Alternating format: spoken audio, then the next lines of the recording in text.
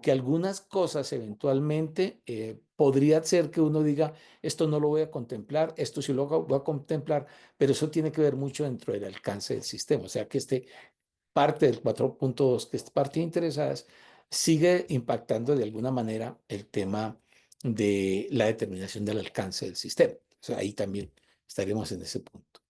Y otra cosa que llama bastante la atención allí, que es en el sistema de gestión antisoborno, es que tiene que ser un sistema documentado, el sistema.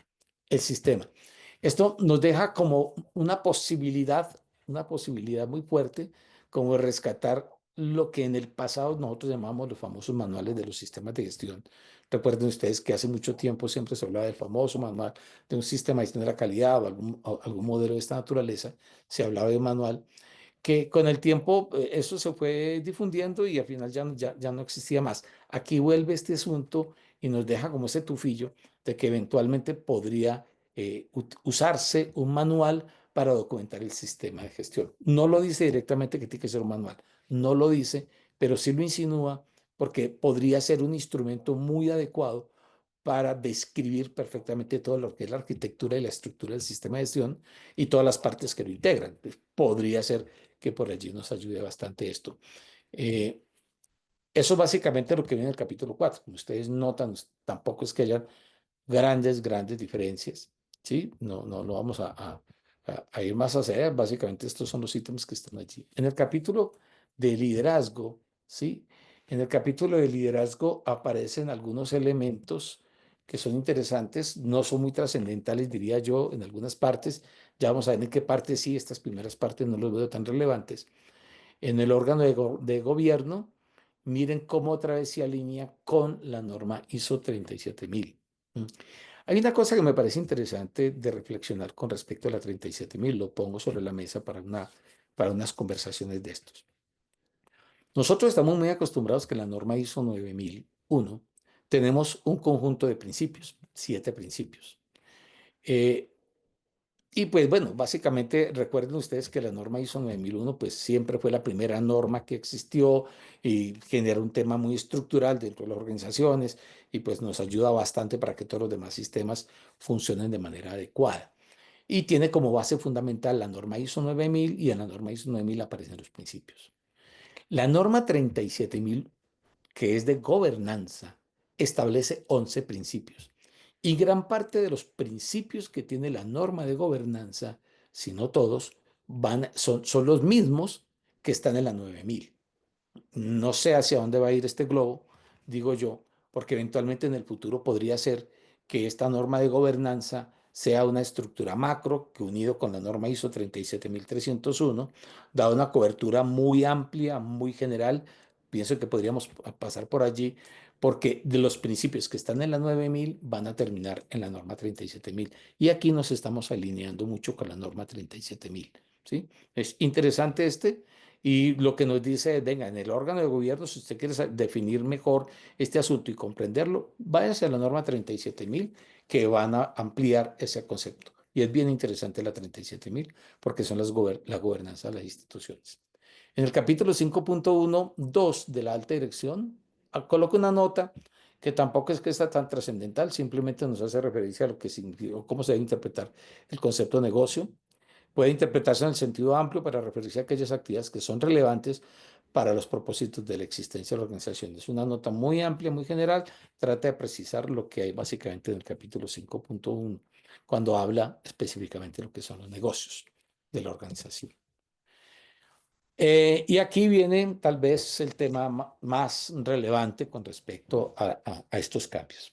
Capítulo 5.1.3, este tema no existía y es novedoso en todo su capítulo, que es la cultura antisoborno. ¿Sí? Y obviamente, miren ustedes que está dentro del capítulo 5, o sea, dentro del capítulo de liderazgo, y básicamente lo que está invitando a la alta dirección es a que se implemente, que se tenga, que se desarrolle una cultura antisoborno. O sea, ¿cómo es que nosotros vamos a hacer eso? Eso lo pone un poco complejo, porque generar cultura, ustedes saben que no es un tema menor, es un tema, seguramente es una estrategia de largo aliento, mis experiencias muestran que cuando uno se mete a hacer una estrategia de cambio cultural, pues básicamente se nos van a ir, no sé, 5 años, una cosa de estas. Entonces, es una labor bien interesante. No se logra de la noche a la mañana lograr que absolutamente todos los miembros de la organización finalmente tengan unas prácticas muy seguras con respecto al tema del soborno. Por supuesto que esto tiene que ver mucho con el tamaño organizacional. Es decir, no es lo mismo trabajar en una implementación de esta norma para 50 una empresa de 50 personas a una empresa, no sé, de 2.000, 2.500 personas. Llegarle a 2.500 personas para que todo mundo tenga un comportamiento especificado en la previsión del soborno no va a ser una tarea fácil y seguramente habrá que meter mucha estrategia, bastante estrategia, para lograr que esto sea una verdadera realidad. Además, le está exigiendo al órgano de gobierno, a la alta dirección, a todos, realmente un compromiso muy concreto. Aquí nos alineamos un poco lo que venían los programas éticos, en donde siempre se hablaba, los norteamericanos siempre hablaban del top from the top o el top, sí, o sea, el tono en que habla la alta dirección cuando se refiere al tema de soborno o de compliance.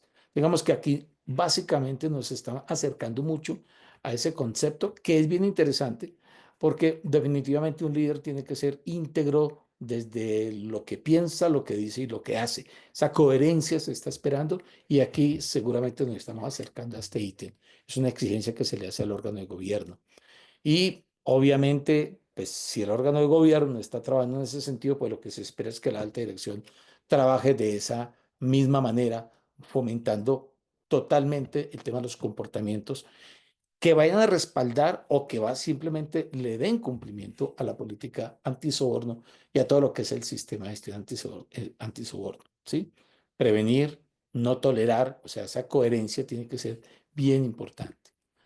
En la política antisoborno, dos ítems muy sencillos, quise traer todo el texto, pero realmente son dos precisiones, digo yo, tampoco es una cosa muy importante. Comunicarse dentro de la organización, algo que no estaba, y este sí me parece interesante porque dice comunicarse a los socios comerciales que presenten un riesgo más que un riesgo bajo de soborno, ¿sí? Comunicarse a los socios comerciales. Y más adelante, seguramente va a hacer más énfasis fuertemente sobre ese relacionamiento que puede existir con esos socios comerciales, ¿sí? Ese es otro. Ahí, eso es básicamente esto, lo que nos trajo el capítulo 5 que siento que sí, que estos unos ítems pues, más de fondo.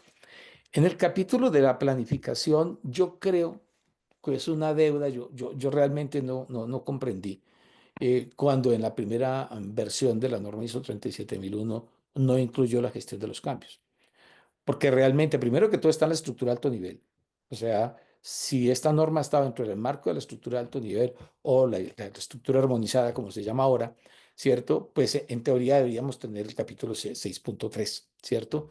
De, default desde la anterior versión. No lo traía, aquí simplemente creo que nos hemos puesto a tono con toda la estructura, con todo el modelo y pues por supuesto entender que cualquier cambio en el contexto externo e interno va a ser necesario que la organización haga una modificación, un ajuste, una adaptación o una opción de diferentes elementos dentro de la estructura del sistema de gestión que ya ha sido diseñado en el capítulo 4.4 y el 5.3 que también la función de cumplimiento, la función antisoborno haya diseñado. Entonces, pues aquí si hay cambios significativos en este tema, pues es apenas lógico que tenemos que ver cómo se actualiza ese sistema para que continúe siendo vigente en el tiempo. Entonces, esto no estaba, eh, insisto, me pareció en la norma anterior que nunca entendí por qué no estaba. Ahora ya simplemente como que nos ponemos a tono con este tema, ¿sí? Hasta ahí el capítulo 6 tampoco es que sea gran cosa. En el capítulo de apoyo sí aparecen otros elementos que pueden ser bien interesantes de trabajo. En la parte del capítulo 722, no traje todo el capítulo, solamente traje los ítems y los señalo, los ítems que fueron modificados. En el literal E, se informe al personal de la necesidad de notificar sobre conflictos de intereses potenciales y reales. Por supuesto, Si hemos puesto mm, una nueva definición y que forma parte integral de todo lo que es el sistema, pues lo lógico es que en los requisitos pues iba a utilizar ese nuevo término que ya estamos incluyendo. Y aquí lo que nos están diciendo es que la persona cuando se está contratando, pues debe poner de frente algún conflicto de intereses. Esto va a ser interesante para aquellas organizaciones donde eventualmente está el nepotismo, donde aparece el nepotismo y que ese nepotismo podría empezar a afectar situaciones en la toma de decisiones de la organización. Cuando uno a veces empieza a vincular de pronto familiares, por ejemplo, podría afectarse y también, bueno, no sé, en el sector público esto podría ser bien complicado porque es muy común en nuestros países que de pronto un ente político, digamos una corriente política, después de que se ha posesionado, eventualmente quiera poner sus fichas dentro de cierto tipo de organizaciones y eventualmente pues para que ayude a tomar decisiones en favor de A o en favor de B. Y entonces aquí este tema podría ser un poco sensible, sobre todo para, bueno, para el sector público como privado, definitivo. Pero sí lo pone sobre la mesa, es algo que no existía y me parece que está muy bien planteado porque eventualmente se pueden generar situaciones de soborno, definitivamente, sobre todo soborno interno, después de que la persona se ha vinculado. Toma de conciencia del personal 731 en el literal D, dice procedimientos y el sistema de gestión antisoborno de la organización y su deber de cumplir con ellos. Procedimientos. Debo tener procedimientos para la generación de conciencia del personal. Bueno, eso es un tema que obviamente nos acercará a una metodología en particular. Y también incluir el tema de los beneficios de denunciar las sospechas de soborno. Podría interpretarse como que haya pequeños premios, pequeños, no sé si hay unas bonificaciones, yo no lo veo hasta allá, pero bueno, alguna gente lo podría interpretar de esa manera, de que pueden existir algunas bonificaciones por el hecho de que yo ponga de manifiesto una situación de soborno. Yo creería que en el buen sentido de la interpretación, esto es digamos, en asegurar que la organización no pierda prestigio y se mantenga en el tiempo. ¿Cierto? Entonces, digamos como que es el beneficio de toda la organización, es el beneficio hacia los usuarios de la organización, de las partes interesadas, y en beneficio mío también propio, como persona, como individuo que estoy allí, porque pues puede prevalecer el empleo o, digamos, mantener que la organización se mantenga en el tiempo, pues yo puedo empezar a participar de una mejor manera. Es, digamos, interesante eso allí. Habría que mirar también cómo se va a interpretar más adelante. Esto es una cosa de el inicio de la interpretación, pero más adelante esto puede interpretarse de otras formas, ¿no? ¿Cómo y a quién se debe informar de cualquier inquietud? Lógico, esto de pronto nos suma, pero de alguna manera tácita se sabía, aquí lo hace de manera explícita. Y está vinculado obviamente con el capítulo 8.9, en donde obviamente está el tema de las denuncias. La organización debe mantener información documentada sobre los programas de toma de conciencia, tema que no existía, programas de toma de conciencia y cuándo y quién la recibió. Bueno, ahí esto es un pastelito, esto para los auditores que seguramente van a ir a llegar a decir, déjame ver la evidencia objetiva del programa, de la toma de conciencia, quiénes participaron, quiénes la recibieron. Bueno, hay que ser muy cuidadosos con esto, de documentar muy bien el asunto. No es algo así, que es una exigencia muy fuerte, pero por ahí podrían colarse algunas no conformidades en el futuro si yo no tengo las evidencias suficientes sobre esto, ¿sí? Pero pues esto también nos ayuda pues mucho a los controles. Otro capítulo que no existía, que es mucho más puntual, el capítulo de formación del personal, eh, formación antisoborno adecuada, una formación antisoborno adecuada y apropiada. Esta formación debe abordar siguientes cuestiones y aquí nos va a decir qué debería tener esa formación política, riesgo de soborno, las circunstancias en que el soborno se pueda llegar a manifestar en el marco de las funciones que uno puede estar planteando. Me parece interesante esto, entrenar a la gente en esto. ¿Cómo responder a una solicitud de soborno? Si yo estoy en un puesto de trabajo y me están haciendo una solicitud de esa, ¿cómo le debería responder? Entrenar a la gente para que se entienda cómo responder a esta situación. ¿Cómo puede ayudar a prevenir y evitar el soborno? O sea, es una capacitación orientada mucho a la prevención, mucho a la prevención. ¿Vale? En el 733 hay algunos interesantes. Otra vez habla de los procedimientos de la toma de conciencia antisoborno, la formación de los socios de negocio, una vez más, vuelve y lo toca, o sea, lo reafirma aquí en esta parte, y empezar a hacer el tema de la identificación de cuáles son los socios de negocio. Yo no creería que básicamente que que todos los socios de negocio tengan que estar vinculados con todo este plan de conciencia antisoborno y este asunto. Creo que podría ser muy dispendioso para cierto tipo de organizaciones que tienen muchos clientes, pero sí, por ejemplo, aquí lo que nos están diciendo es identifique cuáles son los socios de negocios que de una u otra manera puede afectar la capacidad de la organización en términos de aplicar la política antisoborno, ¿sí? Y de incumplimiento de la política antisoborno. Entonces, ¿cuáles son esos que son más sensibles? Y sobre esos empezar a hacer esos trabajos, ¿sí? Muy importante esto.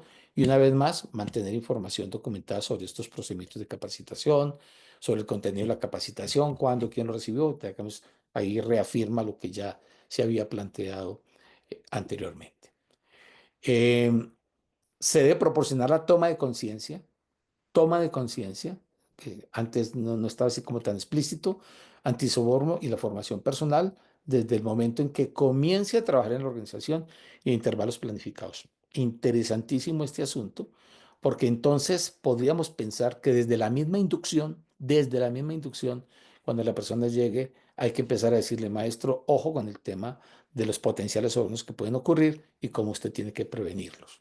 Y obviamente en el tiempo cómo va a ocurrir. Aquí eso es un reto interesante para saber cómo es que lo vamos a hacer para tratar de unir todo esto, ¿sí? Hasta aquí los cambios, amigos míos. Hasta aquí los cambios. Digamos que me he tomado el trabajo de coger los textos, hacer la comparación y señalar específicamente. Ahora, como podemos observar, lo más fuerte que trae este modelo es el tema de la cultura. Entonces, siento que he hecho un pequeño gráfico que nos va a permitir explicar un poco de este asunto. Yo siento que el trabajo más fuerte está aquí en este punto, en esta interrelación. Vamos a hablar de un liderazgo y vamos a hablar de un trabajador. Aquí hay una relación directa. O sea, si nosotros queremos realmente que esta persona que está aquí tenga un comportamiento específico, comportamiento, pues necesariamente es que yo tengo que alinear muy bien a esta persona con el código de ética y con todas las premisas de la organización. Entonces yo tengo que ir a trabajar, respetar todas las políticas organizacionales en la medida en que vea que su vinculación con la organización obviamente le está prestando una cantidad de beneficios. Y cuando yo estoy hablando de beneficios, no estoy hablando específicamente de la compensación salarial, pues específica, no. Yo creo que aquí estamos hablando de un tema de beneficios mucho más allá de, ¿cierto? Mucho más allá. Solamente con el tema salarial, yo creo que con esto no vamos a realmente lograr este tipo de cosas, ¿vale? Eh, quién es la persona llamada a generar este comportamiento, esta conducta esperada? Definitivamente el líder. El líder es el que tiene que de alguna manera hacer un trabajo significativo e importante con el trabajador. ¿Por qué? Porque esa relación que existe entre trabajador y líder es la más fuerte que puede existir. Yo puedo lograr que algunas personas reciban mucha capacitación de grupos complementarios, por ejemplo, los coordinadores de los sistemas de gestión, el oficial de cumplimiento, toda una cantidad de equipo de trabajo que nos va a ayudar fuertemente. ¿Sí? Pero digamos que esas personas están fuera de esta relación, fuera de esta relación.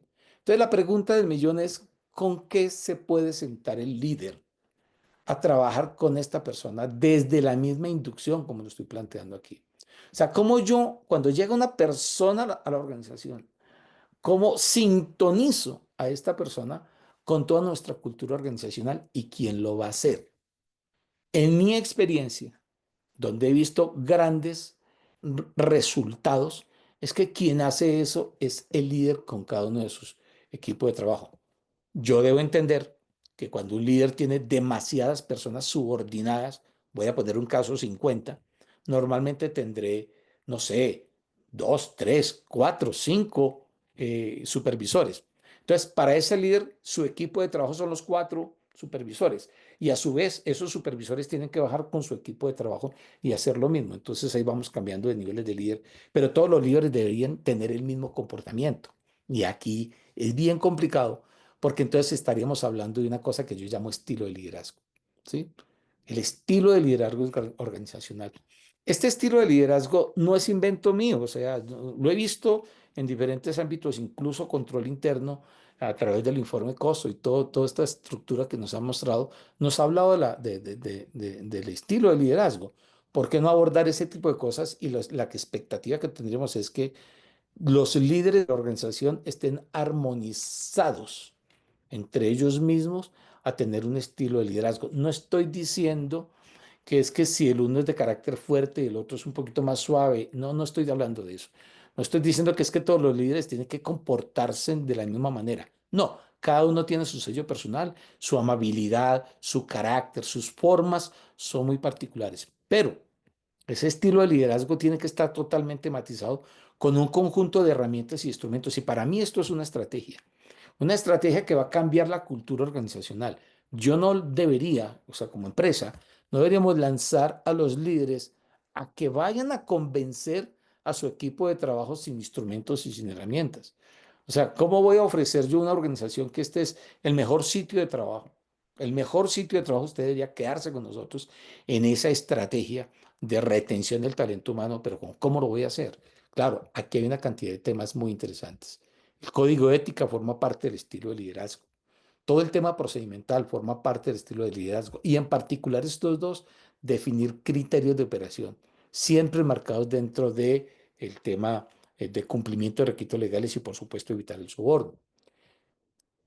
Una herramienta que sería la compensación salarial, esa es una de las herramientas. Otra herramienta, el bienestar que la organización le ofrece a cada trabajador. Las políticas de crecimiento empresarial, cómo es que una persona va a ascender dentro de la organización, qué oportunidades tiene en los próximos 20 años, 25 años. O sea, esto es probado que funciona. Fortalecimiento de las competencias, ¿sí? O sea, si de pronto de una u otra manera la organización está, digamos, patrocinando temas de estudio y todo el tema de la evaluación del desempeño, cómo va a ocurrir este tipo de cosas. Entonces, cuando la persona entra, viene con un tema de permanencia y viene con un tema de desempeño.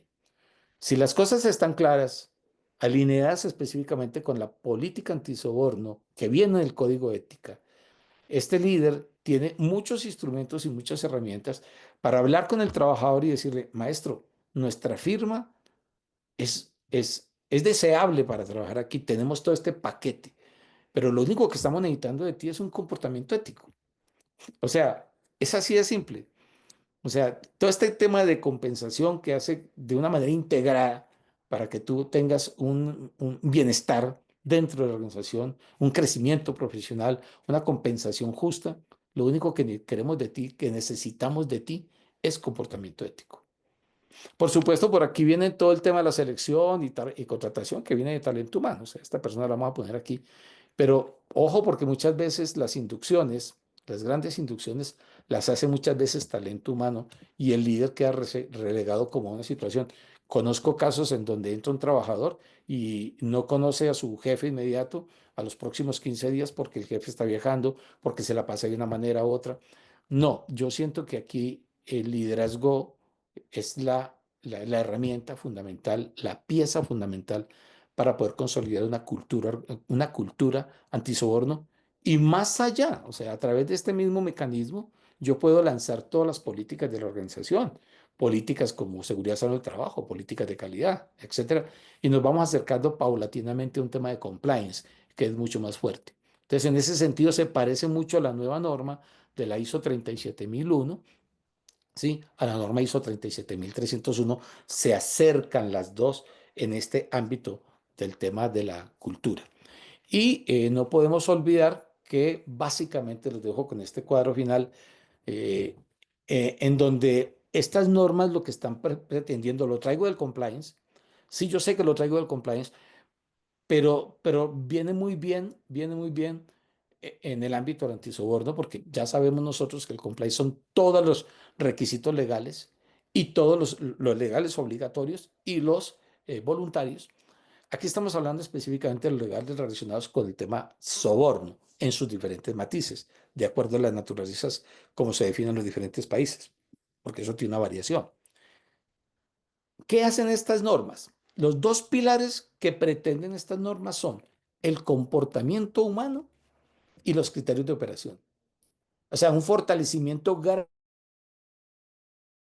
la parte documental, sino en temas tecnológicos, para que finalmente tenga un control documental donde están los criterios. Y al final lo que queremos nosotros son controles infalibles. Eso sí es completamente claro. ¿Sí? Esto tiene que estar actualizándose permanentemente en función de todos los requisitos. Este es un pilar fundamental. Fundamental. O sea, yo tengo que fortalecer la organización en estos ámbitos, desde el punto de vista tecnológico, documental, puntos de control, planificaciones, absolutamente todo eso. Y en paralelo, yo estoy trabajando todo el comportamiento humano. Obviamente con conocimiento humano y lo que esperamos nosotros es al final decisiones éticas, ¿sí? Esto tiene que tener una supervisión del líder permanentemente, permanentemente. Entonces tenemos este tipo de elementos, ¿cierto?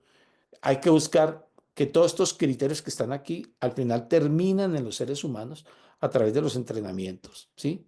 Y digamos que este es el mundo soñado. Ahora, si por alguna circunstancia particular, en alguna decisión no tan ética, alguien, digamos, se altera en su comportamiento humano y toma la decisión, por las razones que sea, toma una decisión de aceptar un soborno o de ofrecer un soborno, cuando intente llegar aquí al sistema de gestión, este sistema de gestión tiene puntos de control infalibles, los llamo yo, ¿cierto? Puntos de control infalibles que no van a permitir que cualquier persona entre y altere los puntos de control, porque desde el punto de vista tecnológico o porque desde el punto de vista operacional, con los comités, con todos estos puntos de control de las tomas de decisiones en diferentes niveles, no le van a permitir a este ser humano que en un momento determinado, por alguna razón particular, tomó la decisión de querer hacer algo en particular. No lo va a poder hacer porque en teoría los puntos de control están fortalecidos. Entonces, si fallamos aquí y eventualmente alguien, por alguna razón en particular, toma esta decisión, cuando llegue aquí va a encontrar un nicho favorable de poder realmente materializar un soborno. Ahora, que hay que tener en cuenta, y eso tiene que ser muy claro, es que eventualmente en estos comportamientos humanos podría suceder que desde afuera prácticamente lo están extorsionando. O sea, acepta el soborno y si no quiere aceptar el soborno, eventualmente pueden ir contra la familia y pueden ir contra él mismo, con unas situaciones particulares que lo afectarían dramáticamente a él. Y le toca de alguna manera, por extorsión, por alguna naturaleza de estas, meterse allí, ¿cierto? Aunque la norma lo que le está diciendo ahora es, que ya lo veíamos hace un momento, maestro, cuando usted sienta que está siendo presionado desde afuera, para que tenga una situación particular, cómo debe comportarse y cómo ponerlo en el marco de conocimiento del oficial de cumplimiento o a través de la línea ética, si es que existe, para que se hagan las investigaciones y se prevenga. Y si la cosa está muy difícil, porque puede llegar a suceder, pues alertar a la gente, a la empresa para que de alguna manera lo proteja, lo saque de su punto de trabajo, lo traslade, haga alguna cosa para preservar la vida de estas personas, las características de su hogar, de su familia, porque también podría llegar hasta allá. O sea, a veces no, ya no es soborno, es extorsión, ¿cierto? Entonces eso es otro delito, pero para cierto tipo de oficio la cosa puede ser un poco complicada. Los dejo un poco pues con esta mirada general, ¿sí? De lo que se espera en este tipo de cosas, ¿vale? No sé si me quedó tiempo, Carmen, me sobró, me robé un poquito de tiempo, discúlpenme, no estaba mirando el tiempo, espero haber estado dentro del marco del tiempo. Gracias, Jairo. No, de hecho estabas bien con el tiempo porque podemos aprovechar para ver unas consultas, ¿te parece? Claro que sí, con todo gusto. Listo, te las comparto. Aquí hay una consulta, dice, ¿cuál es la importancia del oficial de cumplimiento en la aplicación de la ISO 37001? Ok, buen punto. Normalmente implementar un modelo de esta naturaleza implica una cantidad de toma de decisiones fuerte. O sea, alguien tiene que sentarse a decir cómo es que va a funcionar el sistema completo. Alguien lo tiene que hacer. Porque no podemos permitir que absolutamente todo el mundo diga cómo es que va a funcionar el sistema, ¿no? Alguien tiene una responsabilidad de decir, venga, ¿cuáles son los componentes del sistema y cómo va a funcionar? ¿Cuál es su arquitectura? ¿Cuál es su estructura? Eso realmente estamos hablando del diseño. Entonces, es una persona que tiene un conocimiento técnico suficiente desde diferentes ámbitos, desde el ámbito de sistemas, desde el ámbito de comportamientos humanos y, ¿por qué no, desde el punto de vista legal? Entonces, es una persona que tiene los conocimientos suficientes técnico-administrativos para decir, el sistema tiene que funcionar de esta manera. Lo diseña, lo plantea, lidera el diseño, no lo tiene que diseñar, pero sí lidera el diseño. Y al final dice, el sistema de gestión va a funcionar de esta manera. Esa persona con la autoridad suficiente puede decir, vamos a hacer A, B, C, D. Tiene la autoridad y tiene los recursos suficientes para implementar el sistema. Y eventualmente, como esa función, eventualmente le puede reportar directamente al órgano de gobierno, pasando incluso por la alta dirección, pues tiene unos recursos frescos para eso. Y finalmente es el órgano de gobierno el que quiere que este sistema de gestión funcione. O sea, que es el representante, de alguna manera, del órgano de gobierno para que todo esto funcione. Si no tenemos un líder que se encargue específicamente de esto, pues va a haber mucha dificultad de que esto realmente se puede materializar. No solamente porque de pronto no están asignados recursos, sino que hay otros sistemas que también necesitan prevalecer dentro de la organización.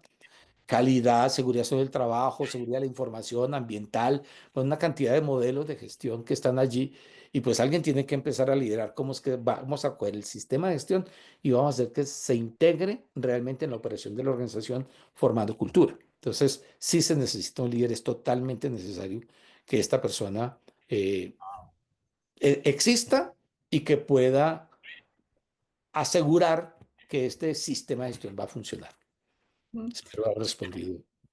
Sí, yo creo que sí. Te presento otra consulta. Dice, para la pequeña empresa, ¿cómo pueden manejar el tema de conflicto de intereses? A ver, es que el punto es cuando la gente no declara que tiene el conflicto de intereses. No es que no va a existir el conflicto de intereses. No es que no vaya a existir. Lo que pasa es que uno tiene que alejarse de la toma de decisiones en beneficio de la organización. ¿Sí? Es que es ahí donde está el punto. Es decir, en una pequeña organización, 10 personas, 15 personas, ¿sí? Al final, yo digo, mire, vamos a contratar una firma que haga A, B y C.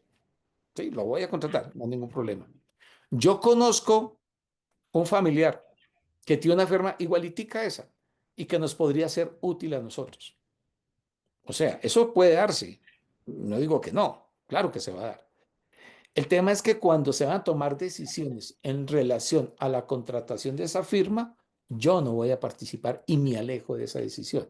Yo puedo decir, mire, yo sugiero, me parece que esta gente es buena, aquí está el tema, lo dejo allí, pero lo estoy diciendo, estoy haciendo visible y no quiero comprometerme con ninguna decisión relacionada. Y cuando sucede alguna situación inadecuada, indebida, o haya que tomar algunas acciones disciplinarias, alguna cosa de esta naturaleza, siempre que vaya a ocurrir eso, yo me voy a alejar de la decisión porque yo tengo un conflicto de intereses, yo no voy a acercarme a eso. ¿Sí? No es que finalmente entonces vamos a prohibir que todos mis conocidos no puedan estar en la organización. No, eso va a ser muy complicado.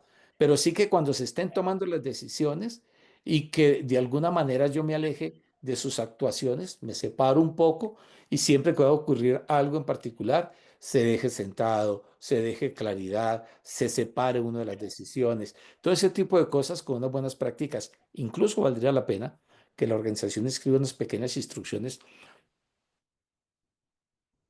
venir que esta persona que trajo a una persona, entre ellos se pueda configurar un tema de soborno, porque podría pasar. Acuérdense que vamos detrás del soborno, ¿sí? No el conflicto de intereses, no detrás del soborno. Y es que el conflicto de intereses puede afectar el tema del soborno.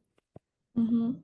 Perfecto. Otra consulta. ¿Cuál es el rol del directorio de la empresa para el éxito de la implementación de esta norma?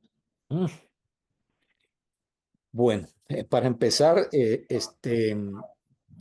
es una decisión directa, un compromiso real, significativo y activo de que es de su interés implementar un modelo de esta naturaleza para prevenir el soborno. O sea, aquí digamos, es ese compromiso de la alta dirección donde estamos diciendo, aquí vamos a evitar que ocurra soborno en esta organización. Y tiene que ser totalmente vehemente, drástico, vertical. Con eso no se negocia. Entonces, lo primero es hacer esas declaraciones tan vehementes, tan directas, tan concretas, que no haya duda de que realmente el directorio está realmente comprometido con ese asunto. Ujú. Otra cosa que es extremadamente importante de este directorio y es que asigne los recursos necesarios para que funcione, o sea, porque ellos son los que van a aprobar que realmente se contrate un grupo de personas, que se compre un software, que se haga una cantidad de elementos. Bueno, todo eso va a ser completamente necesario y lo respaldo con eso. Pero yo siento que no se puede quedar con esto allí. O sea, la alta, el directorio, el órgano de gobierno, y podríamos incluir un poco la alta dirección allí, debe definir cuáles son las estructuras de la cultura organizacional, porque es que son a ellos los que les importa el comportamiento ético de todo su equipo de trabajo, porque en la medida en que su equipo no actúe de manera ética, quien va a perder es el directorio, porque eres el último responsable por todas las decisiones que ocurran dentro de la organización, buenas o malas. Y un desprestigio organizacional pues no solamente arrastra con la organización, sino que arrastra con ellos. Entonces, que realmente ese compromiso sea totalmente genuino, que sea visible, que se vea, que se observa, aprobar la política, estar allí en esa declaración. ¿Sí? Yo recuerdo hace poco estuve en Guatemala, ¿sí? Y tuve la oportunidad de hacer un trabajo muy fuerte con la Fiscalía General de ellos allá. Y la señora fiscal estuvo en el seminario, no se movió del seminario. Ella estuvo allí y ella firmó en público el compromiso antisoborno e invitó a todos las 100 personas más cercanas a ella a decir, es que esto tiene que ser así y el que camina en contravía, pues yo tengo que tomar decisiones. Y todo el mundo salió a hacer, sí, yo me comprometo, aquí estamos. O sea, que realmente se sienta que esto es cierto, que esto no es de un papelito que se ponga en la pared para tapar algún huequito y que sí es la política muy bonita y muy bella, pero finalmente lo que está haciendo es, pues, cumpliendo con una norma, pero realmente no es el sentir del órgano de gobierno. Entonces yo pienso que ahí sí hay varios temas y en el particular el tema que ellos sean los que definan esas políticas y que ayuden, incluso aprueben el diseño de cómo va a funcionar el sistema de gestión con todos sus vericuetos, con todos los procedimientos, que ellos lo conozcan, entiendan cómo funciona. Para eso traen un oficial de cumplimiento de su entera confianza, que lo estructura, que lo define, que lo diseña, y ellos, digamos, aprueban ese diseño y ese funcionamiento del sistema. Me parece que es bien importante eso. Su Ujú. participación es clave. Bien, unas tres últimas consultas, Jairo. ¿Cuánto influye la regulación de los entes supervisores en cada país? Ah, bueno, con la legislación, supongo yo que son los entes rectores, me imagino que es la determinación de la supervisión, o sea, del establecimiento de los requisitos legales. Pues en teoría debería influir mucho, en teoría.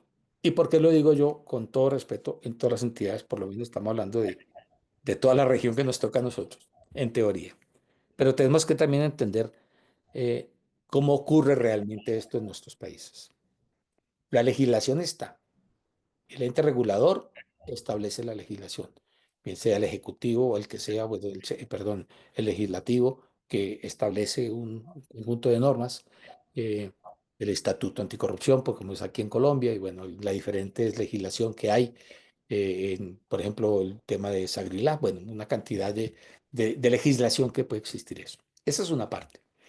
Y está bien, me parece que eso hay que hacerlo y hay que presionar fuerte para que exista. El punto es cómo lo controlamos. Es donde está el asunto. O sea, eh, cuando hay un ente de control que realmente entra a supervisar si esto se está haciendo o no se está haciendo y tiene una forma de monitorear las organizaciones públicas y privadas de que efectivamente está dentro del marco normativo cumpliendo la ley, eventualmente esto tiene un poco más de camino. O sea, tiene mayor posibilidad o probabilidad de que ocurra y que se implemente. Puede que a las buenas o a las malas, no sé, pero finalmente termina implementándose. Veamos, volvemos con un caso muy concreto. En El Salvador hay un ejemplo interesante de contar, ¿cierto? La ley de compras de El Salvador les ha dicho a todos los directores de los organismos públicos que tiene que implementar un sistema de gestión antisoborno para marzo del 2026. Y también lo dice que en el caso de que no se cumpla con eso, eventualmente esta persona podría perder ese liderazgo y ser removido de ese cargo, ¿sí? O sea, es un tema muy fuerte, que viene desde muy arriba, ¿cierto? El tema aquí es el organismo que va a evaluar si realmente se implementó bien, primero que todo, y segundo, está funcionando. Pues digamos que ahí podría ser que haya una relación muy interesante para no desgastar tantos recursos entre ese órgano de control que va a venir a verificar el tema y las auditorías internas o las auditorías de certificación. Entonces digamos que ahí podría existir una triangulación que podría apoyar para que esto sea un poco más viable, pero sí habría que tener unas dosis fuertes de control para mirar si esto está funcionando o no. El caso, por ejemplo, nosotros en el sector privado aquí en Colombia, tenemos unas normas que no van con el soborno, pero sí van con el lavado de activos, la financiación del terrorismo, la proliferación de armas de destrucción masiva, el soborno transnacional, bueno, ahí está el soborno y el tema de la corrupción. Pero, ¿qué está haciendo la superintendencia en este caso? Porque eso obviamente llega a través de una superintendencia del sector privado, llega a través de una superintendencia, obliga a que un grupo, a que las empresas que tengan una facturación, unos activos fijos a partir de un monto particular, que ya se sienten que son organizaciones grandes, ¿cierto? Tienen que implementar lo que nosotros llamamos el SAGRILAF y el PTE. Y en teoría, ellos lo que están haciendo es la supervisión de que todas las entidades privadas que tengan esas características realmente lo estén cumpliendo y ellos pueden hacer una supervisión. Tienen la posibilidad de entrar allá, hacer la supervisión y de sancionar en caso tal de que no se esté cumpliendo el asunto. Entonces, el tema es cuáles, como decimos vulgarmente, cuáles son los dientes que tiene el órgano de control para poder ir a mirar y poder sancionar si es que no está ocurriendo. Eso ya dependerá mucho de cada país, qué tan fortalecido esté en este tema. Ujú. Y dos últimas muy breve para pasar al siguiente tema. ¿Cuánto dura la certificación? Entiendo que es la implementación de la 37001 y con qué periodicidad se deben hacer las auditorías. Ok, bueno, el tema, la implementación depende mucho de lo que es el tema de implementación, depende mucho de las organizaciones, depende del tamaño. En algunas empresas que son tan grandes, es posible que toque ir por secciones y se pueden nombrar 4, 5 años, 6 años, 7 años. Por ejemplo, yo, por poner otro ejemplo aquí en Colombia, si fuéramos a hablar de esto en la Policía Nacional tiene 180.000 trabajadores. O sea, llegar hasta esos niveles va a ser supremamente complejo y habrá que hacerlo por partes, ¿no? Si es una empresa privada también, dependiendo de las sedes que tenga en el país donde esté. Entonces, habrá que mirar el tema del tamaño, muy importante. La complejidad de los procesos y la complejidad de los productos y servicios que ofrezca también es muy determinante, es muy importante eso. Mirar esas naturalezas para decir, ok, sí, ¿cuánto me va a demorar? ¿Sí? Y se supone que me va a demorar con una presión constante, porque si en un momento determinado esto se puede alterar, porque si se cambia el oficial, por ejemplo, si se cambia la persona que está liderando el asunto, son traspiés que pueden demorar 3 meses, 4 meses, 5 meses, y algunos incluso hasta desisten.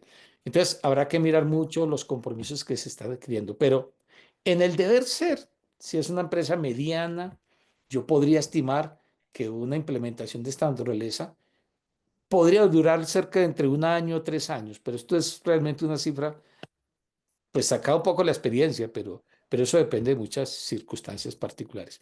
Eso es la Ujú, implementación, eso es una cosa. Pero cuando las empresas deciden certificarse, normalmente estos modelos de certificación duran 3 años. 3 años. ujú, Entonces, en el momento de la primera auditoría de certificación, pues es donde se inicia el contrato con el organismo de certificación, se firma el primer contrato y ese contrato típicamente dura 3 años. Entonces van a hacer una auditoría cada año, ¿sí? digamos, la auditoría de certificación, la auditoría de seguimiento número uno, la auditoría de seguimiento número dos, y ya viene la última, que normalmente lo que se pretende es que enganche con otro contrato y entonces sería una auditoría de renovación. Entonces, normalmente son auditorías anuales. Ahora, en la auditoría anual se va a verificar que se hizo absolutamente todo y que incluye la revisión por la dirección. Importante, que se incluye la revisión por la dirección. Y a la información, como parte de la información de la revisión por la dirección, es la auditoría interna. Así las cosas, entonces, debo hacer auditoría interna, revisión por la dirección, certificación del organismo certificador. Y volvemos, auditoría interna, revisión por la dirección y auditoría de seguimiento. Y así sucesivamente. Esos tres elementos nos van a acompañar durante los procesos de certificación 3 años, porque esos son los contratos. Pero pues esos contratos típicamente lo que hacen es que se renuevan y pues debería ser una constante entre la organización. Entonces, Ujú. más o menos esa es la mecánica de trabajo. Perfecto. Esta siguiente pregunta te la voy a hacer al final, Jairo, porque de pronto va a tomar más de un minuto responderla. Si quiero darle paso a Mercedes, pero hay Claro que sí, dos preguntas, claro, sí, las vamos a dejar al final. claro. Gracias, Jairo. Vamos a dar pase a Mercedes. Mercedes, ¿estás por ahí? Voy a dejar de compartir. Creo que me toca dejar de compartir, ¿verdad? Sí. Y voy a poner Hola. listo. Hola, Mercedes, ¿cómo estás? Hola Carmen, un momentito, voy a compartir la pantalla. Perfecto. Hay dos preguntas que quedaron, yo las tengo acá registradas, que las vamos a hacer al final, para que pueda tomarse el tiempo el expositor también en responderlas ampliamente.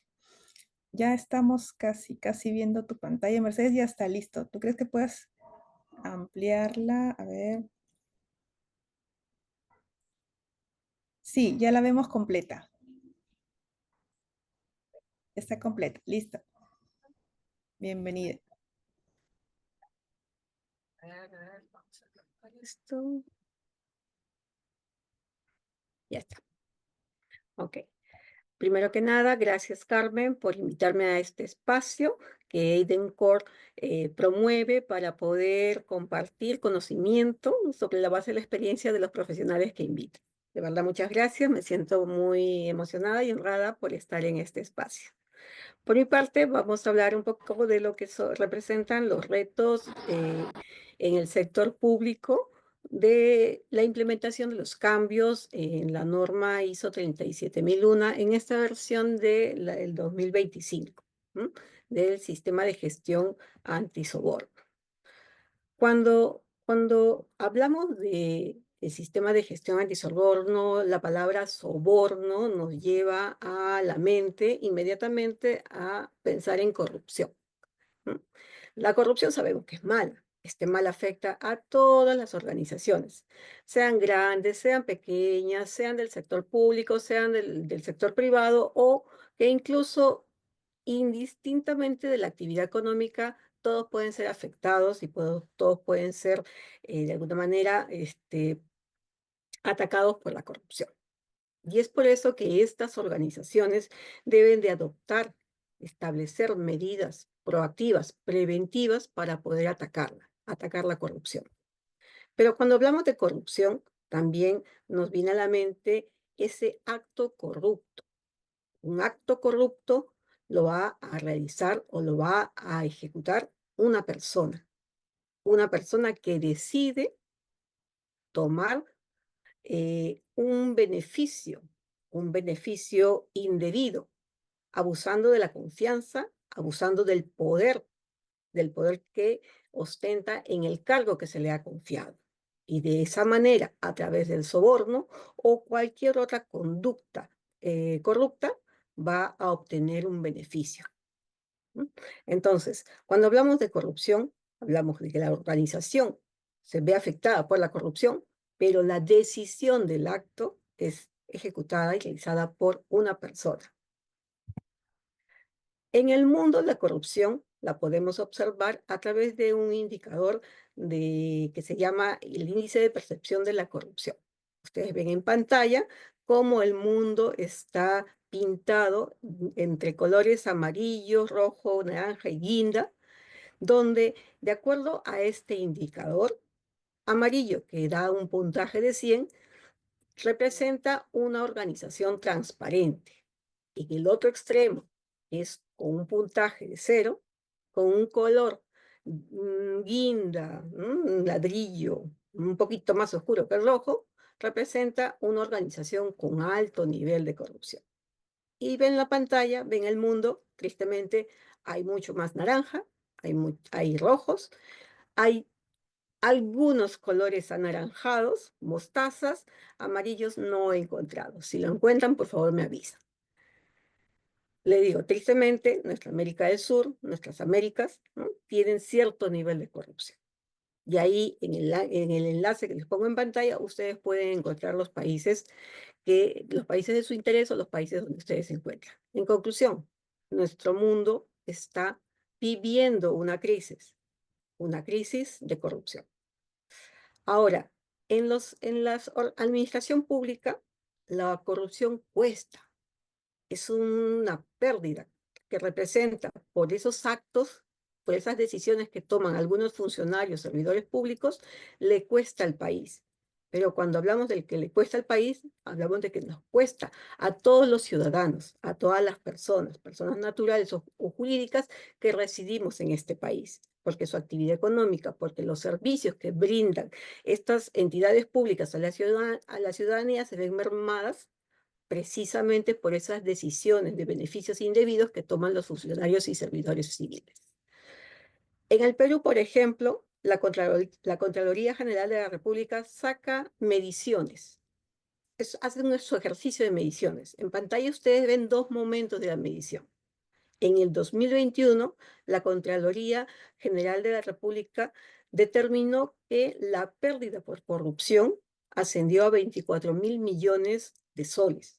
24.000 millones que se pudieron, es una oportunidad de poder dar un mejor servicio al ciudadano. Servicios básicos, servicios esenciales, que todos los estados carecen.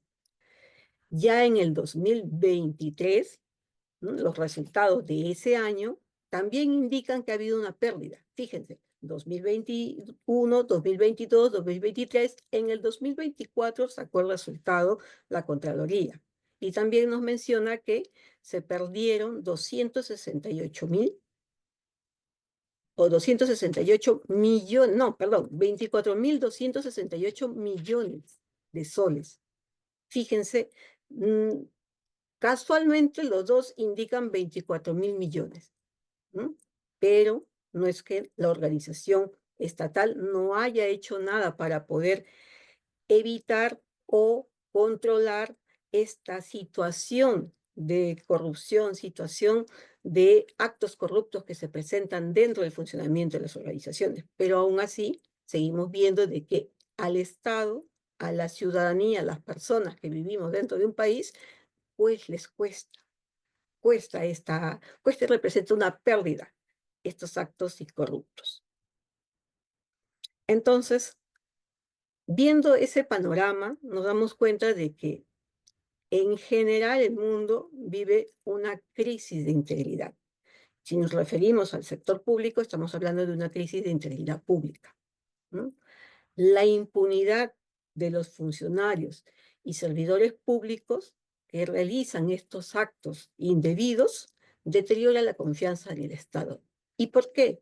Porque la entidad es una persona jurídica, pero esa persona jurídica trabaja con personas naturales, con cada uno de los individuos de las personas que hacen que funcionen las operaciones de esa organización, de esa entidad pública. Y si la entidad pública ha sido detectada y ha sido acusada como que permite o ha venido desarrollando actos indebidos, actos corruptos, sobornos han estado recibiendo en sus operaciones para favorecer a proveedores o a terceros y obtener un beneficio propio, han incurrido en actos corruptos, entonces la organización se menciona, se dice, se habla de ella, pero más que de la organización estamos hablando de las personas. Y seguramente del 100% de personas que trabajan en esa organización, el 80% desconoce, no sabe, o a lo mejor se hace de la vista gorda, o no está metida en ese tema corrupto.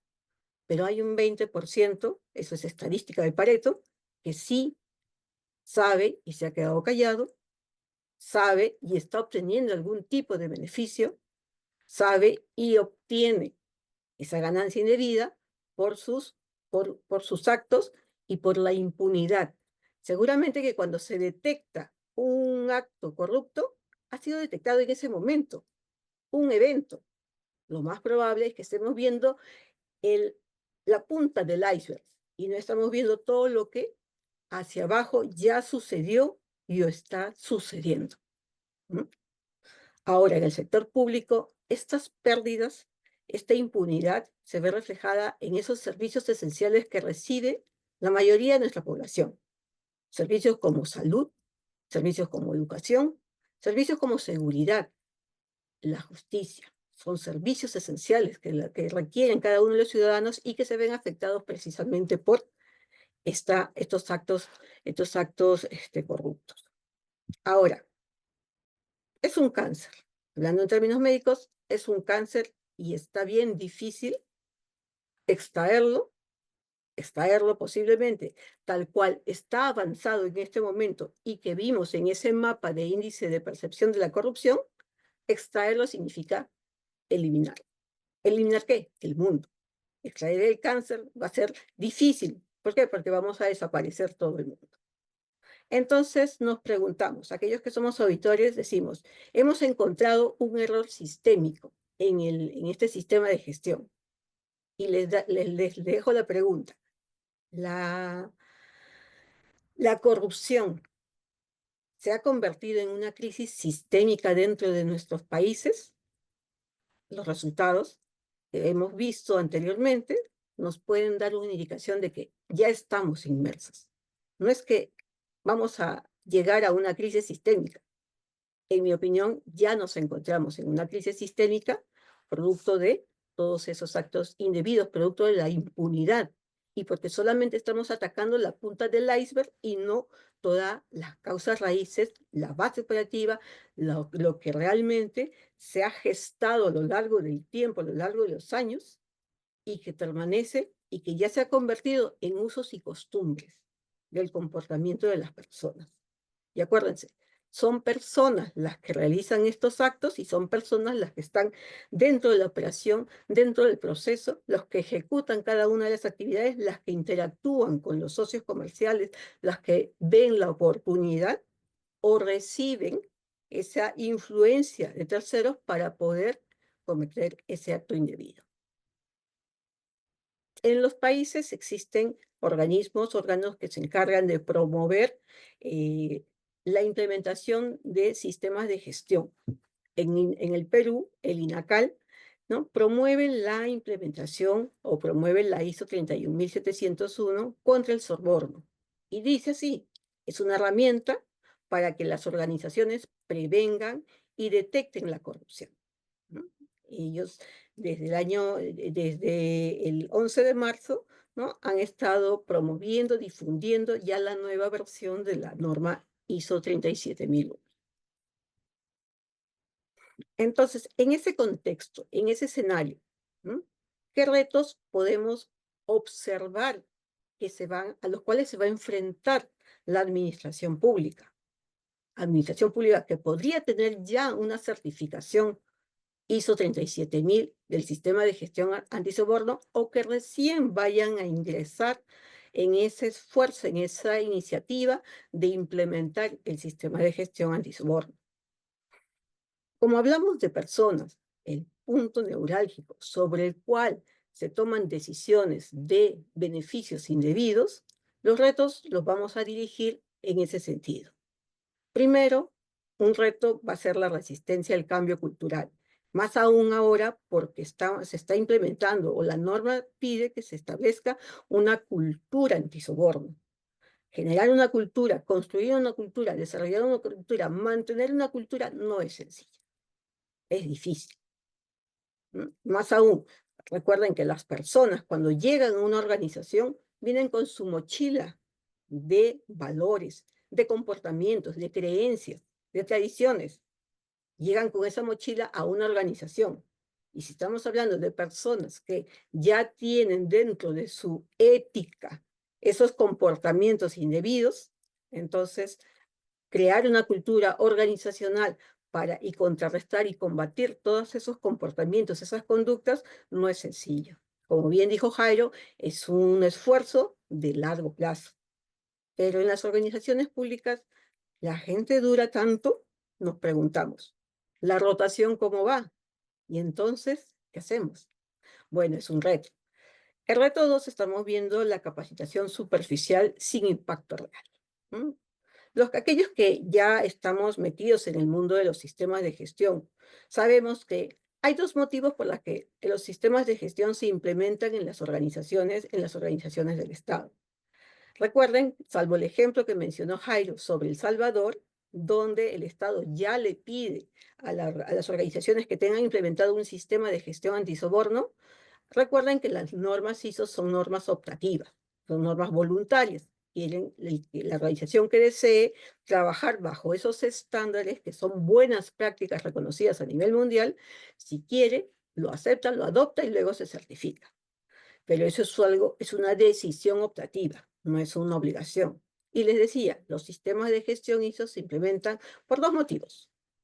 Por convicción, porque sé de que eso realmente es un beneficio para mi organización y lo voy a ver reflejado en los resultados que genere, o por cumplimiento, porque la ley me obliga, porque alguien me obliga, porque un ente superior me obliga a que lo tenga. Por esos dos motivos. El primer motivo, por convicción, es un trabajo de largo aliento. El segundo motivo, por cumplimiento, lo que me obliga como organización es cumplir con lo que me dice el requisito para poder pasar la auditoría y poder certificar. Son dos enfoques diferentes. Uno tomará más tiempo y el otro un tiempo razonable. Pero ¿qué sucede? En el medio siempre, quienes van a ejecutar las acciones para poder cumplir con estos requisitos, para poder generar las evidencias, para poder decir si estoy cumpliendo con estos estándares, van a ser las personas. Y las personas, como bien también lo mencionó Jairo en una de sus capacitaciones, hay que trabajar con ellas para que los controles operacionales, para que las acciones que se tomen, se ejecuten. Y hoy por hoy, ¿qué tan efectivas son nuestras capacitaciones? Una capacitación en ética por internet, de manera virtual o de manera asincrónica, podrá tener el efecto que nosotros necesitamos que tenga para cambiar el comportamiento de las personas, influir en sus decisiones e influir en su forma de pensar. Lo dejo como cuestión. Y un tercer reto es la capacitación insuficiente ahora a los socios comerciales. Los que ya tienen sistema de gestión antisobornos han implementado seguramente una serie de compromisos, una serie de formatos o una serie de anexos dentro de los contratos, las órdenes de servicio, donde de alguna manera conducen a sus proveedores a que se alineen al sistema de gestión o al esfuerzo antisoborno que realiza la organización. ¿Qué cosa es? Un papel, lo firmo, escucho, marco mi lista de asistencia y ya estoy, ya cumplí, ya tengo implementado, ya sé que existe el sistema de gestión de antisoborno en esta institución y ahí quedó, ¿no? Pero la norma ahora va más allá. Tenemos que hacer una capacitación suficiente, tenemos que generar sensibilización, toma de conciencia, formación, que no es lo mismo cada una de ellas, son diferentes reacciones, diferentes formas de llegar con respecto a la implementación de una gestión antisoborno en la entidad, llegar a quienes, a esas partes interesadas, que a nosotros nos interesa que tengan conciencia, que se sensibilicen y que sepan que existe este tipo de gestión dentro de la entidad, dentro de esta administración pública. Veamos un poquito más de detalle cada uno de estos retos. El cambio cultural. Cultura es el conjunto de valores, creencias, tradiciones, comportamientos de las personas en grupo que influyen en su forma de pensar, en su forma de actuar, en sus relaciones con los demás, en las decisiones que toman. Fíjense, la cultura va a influir en las decisiones que toman cada uno de los individuos. Pero decíamos antes, cada uno viene con su mochila de valores, con su mochila de comportamientos, con su mochila de creencias propias. En una encuesta realizada en Perú, en una capacitación de servidores públicos, le preguntaban, ¿de dónde proviene tu ética? El 80% contesta que de su casa. Ah, ¿qué quiere decir eso? Que la ética de las personas, aquellos valores, aquellas creencias que conducen sus comportamientos, las traen en un principio de su casa. Pero sabemos de que el entorno y a lo largo de su carrera profesional también van siendo influidas. Pero hay un gran porcentaje que se mantiene y que viene y que responde de esa manera. Mi casa es la que me enseñaron los valores. Mi casa es donde me enseñaron esta ética que yo tengo. De mi casa es esta formación, dice. Entonces, la resistencia al cambio es lo primero que se observa cuando queremos implementar algo nuevo. Una premisa que siempre hay que tener en cuenta es que cuando queremos implementar un sistema de gestión, ISO o una práctica nueva, la persona lo primero que va a decir es no. No tengo tiempo, no sé de qué se trata, y de alguna manera tiene razón. ¿Por qué? Porque es algo nuevo. La persona puede ser un asistente de operaciones, puede ser un auxiliar contable, puede ser un supervisor de almacén, cualquiera sea el puesto. La persona que ocupa un puesto, en teoría, ya tiene el 100% de su tiempo disponible cubierta para realizar la función para la cual fue contratada. Sin embargo, implementar un sistema de gestión, implementar nuevas prácticas, implica que va a dejar de hacer algo de lo que está haciendo para poder realizar lo que se le pide que haga. Ah, y por eso dice que no. Luego, eso nuevo que le estamos pidiendo hacer, necesita capacitarse. Sí, es válido. Necesita capacitarse. Pero para capacitarse necesita tiempo. Y su disponibilidad de tiempo que le ha otorgado a la entidad es solamente en el horario que tiene que cumplir. De lunes a viernes de 8 a 5 de la tarde. Más allá no me programes capacitaciones porque no voy a estar, no voy a estar, no me compete. No está dentro de mi horario. Por eso les decía al principio, lo primero que dicen cuando quieren implementar algo nuevo es no. El 80% de las veces sucede así. El 20% es gente diferente que tiene una proactividad mayor que las anteriores. Entonces, los funcionarios en nuestra situación, ¿no?, de resistencia al cambio, los funcionarios, servidores públicos en general, ven a este sistema antisoborno como un trámite burocrático. Hay algo más que tengo que hacer. Pero si ya estoy ocupado, tengo el 100% de mi tiempo cubierto, me quedo hasta tarde y ahora me dan más cosas que hacer, es como que es un rollo bastante conocido, ¿no? Sin embargo, la norma, ahora en su versión 2025, ¿qué nos dice? Dice, tenemos que desarrollar, mantener, promover una cultura antisoborno. El órgano de gobierno, la alta dirección, la dirección deben demostrar compromiso activo, visible, coherente, sostenible respecto al estándar común de comportamiento y conducta que se requiere en toda la organización. No es que solamente algunos puntos, no solamente aquellas áreas donde su nivel de riesgo es alto, riesgo antisoborno, sino estamos hablando en general de toda la cultura de la organización.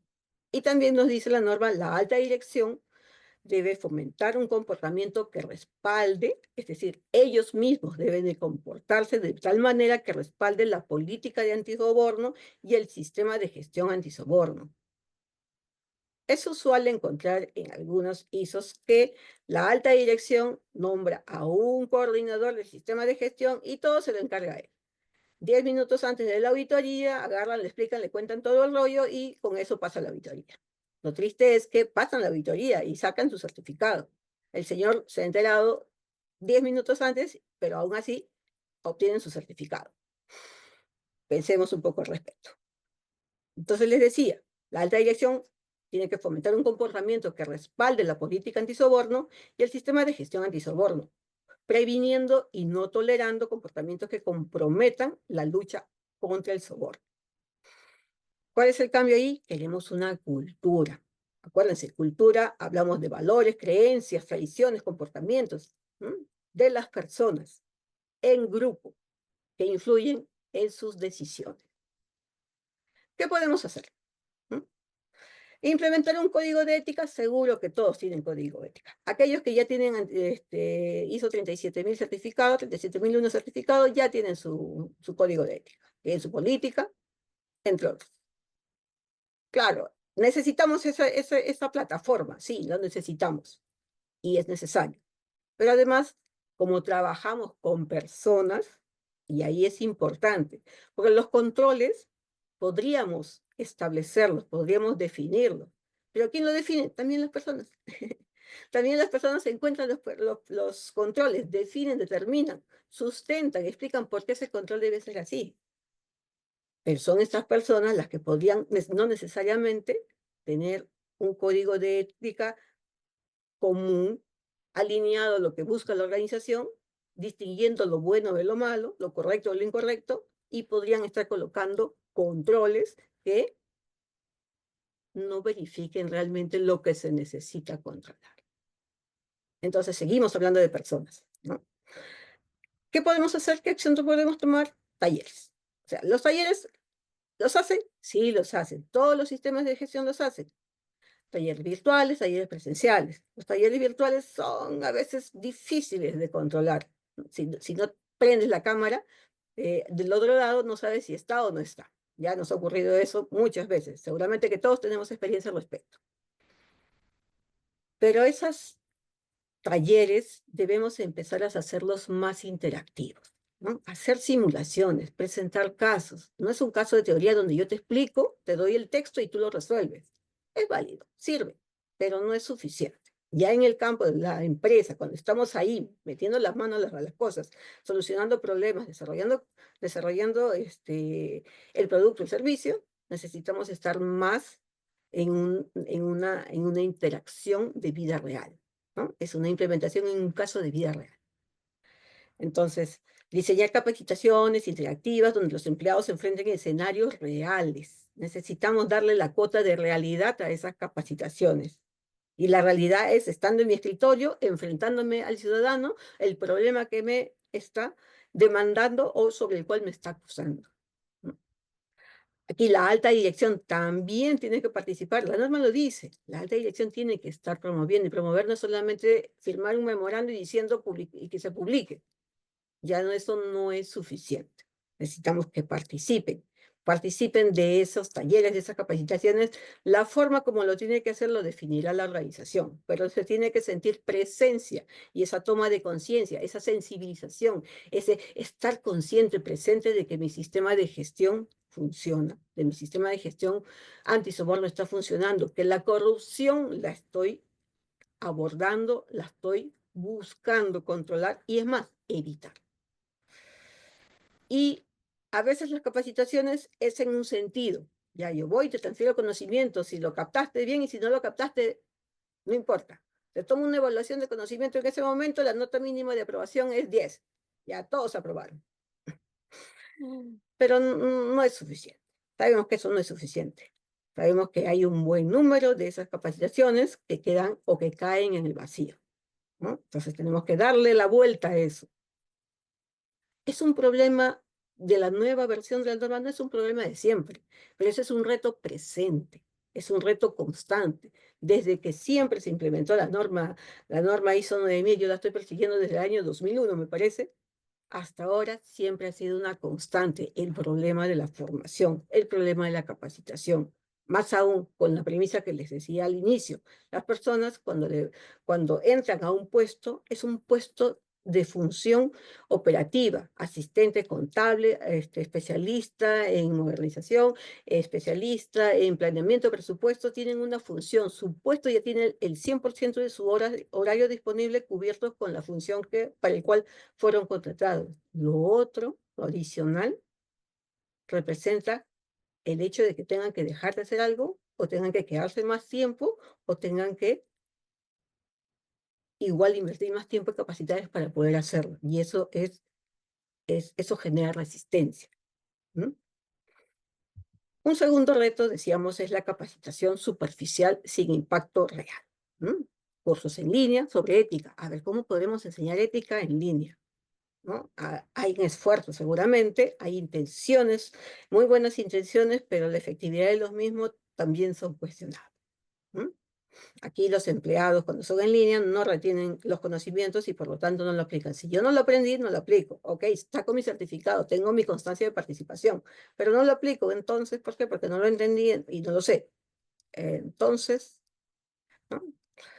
Pero también, ¿qué sucede? Se dan capacitaciones de manera muy general. Sabemos que en la evaluación de riesgos, no todas las áreas funcionales tienen el mismo nivel de riesgo antisoborno, ¿cierto? Entonces, ese nivel de riesgo va a determinar también la forma o la estructura o el diseño de esas capacitaciones a estos individuos de manera específica. La norma indica que se debe proporcionar al personal una formación adecuada y apropiada en materia de lucha contra el soborno, abordando la política, los procedimientos, los riesgos y su impacto, reconociendo y respondiendo a solicitudes u ofertas. Es decir, debemos reconocer cuando nos ofrecen o cuando vamos a ofrecer, no nosotros, sino alguien más lo debe reconocer. Seguro que tenemos un compañero al costado que está escuchando todo lo que hace la persona que está pensando en cometer ese acto indebido. También las normas nos indican que el personal debe recibir capacitación, sensibilización contra el soborno desde el momento en que comience a trabajar. Hay intervalos planificados que determine la organización según corresponda a sus funciones. Lo más probable es que aquellos que ya tienen implementado algún ISO hacen una sensibilización, evidencian los temas de sensibilización de la norma ISO y entre ellos está el sistema de gestión antisoborno. Sin embargo, ahora la norma nos pide que esas sensibilizaciones y esas capacitaciones sean en una periodicidad determinada, establecida por la misma organización. Ahora, una vez al año, ¿será suficiente? ¿Podemos influir en el comportamiento de las personas, ¿no? En su actuar, en las decisiones que toman una vez al año? Y más que eso, nos preguntamos, ¿qué tanto vamos a poder influir en las personas con este tipo de talleres, capacitaciones, trabajos de toma de conciencia, sensibilizaciones? ¿Qué tanto vamos a poder influir? Lo que nos lleva a pensar, necesitamos tener un panorama previo antes de tomar esta decisión de armar talleres, armar programas. ¿Qué podemos hacer para poder abordar o poder afrontar el reto de una capacitación superficial sin impacto real? Lo que decía, talleres prácticos con simulaciones, como voy a rechazar un soborno. Imagínense que en ese taller participa la alta dirección, participa un miembro del órgano de gobierno. Estamos simulando una situación de acto corrupto con los integrantes de la más alta dirección de nuestra compañía, de nuestra empresa, de la entidad. Eso se va a presentar siempre, en todo momento, en todos los tipos de negocios, sector público, sector privado. Mentorías éticas, manuales basados en riesgos reales de la empresa, sobre la base de ese análisis de riesgos que se ha detectado. El análisis de riesgos lo han hecho las personas y esperamos que esos riesgos que se han identificado sean los verdaderos. Estemos trabajando no solamente en la punta del iceberg, sino más abajo, ver esas causas reales, esas causas que están escondidas en los usos y costumbres aceptados como los normales, ¿no? Se han normalizado esos usos y costumbres que tapan y encubren esos actos indebidos. Módulos de formación personalizada por nivel de riesgo. No podemos capacitar igual a una persona que está en la mesa de partes, en la atención al cliente, al ciudadano, que a una persona que está en la selección o la negociación con proveedores, ¿no? Cada uno tiene un nivel de riesgo diferente. Y certificación obligatoria por roles, ¿no? Con evaluaciones específicas sobre el manejo de conflictos de intereses en las contrataciones, entre otros. Un tercer reto es la capacitación insuficiente a socios comerciales. Este es un nuevo tema, ¿no? Nuestros socios comerciales y tenemos que capacitarlos. Nuestros socios comerciales, nuestras partes interesadas con las cuales tenemos algún tipo de negociación o convenios, siempre están presentes, siempre han estado presentes. Ahora la norma lo que pide es que se deben implementar procedimientos que aborden la capacitación antisoborno para los socios comerciales que actúen en nombre o en beneficio o en su beneficio y puedan representar un riesgo de soborno de la organización. La organización debe conservar la información documentada de toda esta capacitación que realice. ¿Y por qué? Porque hay proveedores que no están alineados con los estándares antisoborno de la institución. Les decía al principio, los proveedores seguramente hoy día en la práctica de sus procedimientos se les manda el contrato y el contrato hay una cláusula o hay un anexo que habla sobre el antisoborno y los proveedores lo firman. ¿Qué dice? ¿Cómo se actúa? Seguramente que lo leerán y terminan de leer y ya lo firmaron y ya se olvidaron. Aquí va más allá. Hay un acto de toma de conciencia, hay un acto de sensibilización que se debe ejecutar y hay un acto de formación, porque capacitar es formar, transferir conocimientos para que puedan realizar un trabajo. Entonces, eso se debe conseguir. ¿Qué hacer? Una capacitación obligatoria. Bueno, seguramente que muchos van a hacer eso. Van a hacer un programa de capacitación y van a capacitar obligatoriamente. Lo podrán hacer en línea, presencial, híbrido, ya decidirán. Pero dentro de la capacitación, más que ser un marco teórico, lo que debe representar es los casos reales, situaciones que han sucedido. Pero ¿cómo nos vamos a enterar de las situaciones que han sucedido si las personas no dejan, si las personas a quienes capacitamos para que puedan actuar o puedan dejar de actuar o no actúen de manera indebida, son las que nos están diciendo estos son los riesgos y por lo tanto se está encubriendo? ¿Se dan cuenta? Se está encubriendo. Entonces, ¿cómo rompo eso? ¿Cómo rompo y hago y puedo llegar al fondo del iceberg? Es difícil. Por eso esto es algo de largo aliento. Un sello de cumplimiento sin soborno para proveedores, ¿no? Un distintivo oficial que certifique que los socios comerciales han completado las capacitaciones. Por lo menos de ahí me aseguro de que lo han visto varias veces. Por la repetición también se quedan las cosas en la mente. Decíamos que este sello, ¿no? Certifica a los socios, ¿no? Que han recibido, completado sus capacitaciones, auditorías y se compromete con las políticas antisoborno de la entidad. Al menos se acordará, porque de todas las capacitaciones, de todas las talleres, de todas las intervenciones que ha tenido, se acordará de la política, se acordará de lo que es lo que debe hacer, se acordará de algunos riesgos, se acordará, ¿no? Ahora, de ahí a que lo aplique también es otro tema. Las personas, acuérdense que estamos trabajando con las personas y trabajar con personas no es sencillo. Más aún, cambiarle su comportamiento, cambiar tu conducta, más difícil aún, ¿no? Y buscar que se alineen a la cultura de la organización, también es difícil. Otra forma de poder abordar este reto, ¿no? La capacitación insuficiente de los socios comerciales a través de las plataformas digitales, ¿no? Con capacitación obligatoria, ¿no? En línea, módulos interactivos, videos, quizzes, etcétera, donde se identifican el soborno, los protocolos de denuncia, sanciones por incumplimiento, entre otros. Cada una de estas acciones que les he mencionado ataca, desde mi punto de vista, una causa raíz: las personas. Las personas que son aquellas quienes deciden cometer ese acto indebido, aceptar el soborno o sobornar para obtener un beneficio indebido, favoreciendo a terceros, abusando de esa confianza, abusando del poder que le ha sido conferido al encargarle el puesto, el cargo para el cual se le contrató. Pero nadie viene y en ningún lado, hasta ahora, en donde yo he visto, puedes detectar que esta persona es corrupta. Más aún si vienen recomendados o son contratados, ¿no? A través de ciertos movimientos que hagan las direcciones. Nadie viene y tú a primera vista dices, esta persona es corrupta, o este indicador de su examen dice que es corrupto. No hay, todavía no hay esto, o al menos en lo que yo he visto.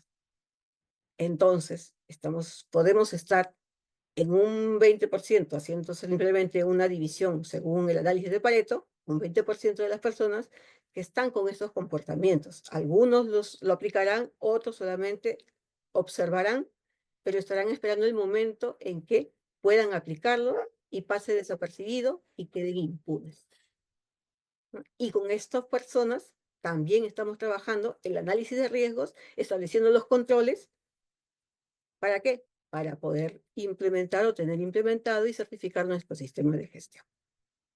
Como que estamos en un, en una, en un problema que todavía no encontramos solución. ¿Mm? Bien, eso sería, Carmencita, mi parte. Si hubiera alguna pregunta, por favor me comenta. Gracias, Mercedes. Sí, te voy a leer esas tres preguntas. Una, dos, no, cuatro preguntas. La primera sería, ¿cómo generar la capacitación a socios y no cruzar la línea de que parezca favorecimiento? Enfocado en el sector público, ¿no? Ajá.